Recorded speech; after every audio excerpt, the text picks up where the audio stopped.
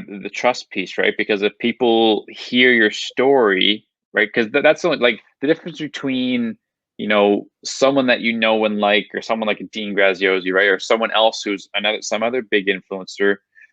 The only difference between the two is that Dean, right, a little bit more, right? Because you know his story, kind of things that he's done. And so just knowing more about someone helps you build trust in that person. Right. But Right. if you never share anything like that, then it's going to be hard for people to know much about you, which means it's going to be harder for people to trust. Right. Just Yeah, think if you're, meeting some stranger that's walked along the street, like they could be the nicest person ever, but it's still going to take a little bit for you to trust them just because you don't know them yet.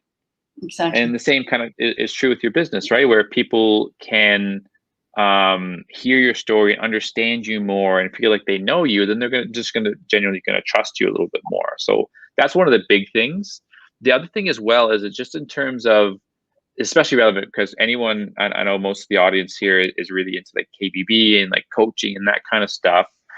And a lot of times the kind of results or the kind of transformation you're trying to help clients through, sometimes it's hard for people to visualize, what it's going to look like, or what steps are going to need to be taken, that kind of stuff. And the best way to get that across is through a story, right? So it may be a story of how you've done it or how someone else has done it, right? One of your previous clients have done it.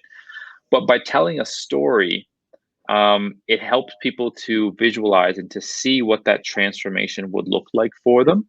Right? So people can use their imagination a little bit and see, okay, like if this is the result that I want, then these are the steps, and that's what it would look like because you're telling a story of exactly how that happened. Because any kind of decision or change or transformation, right?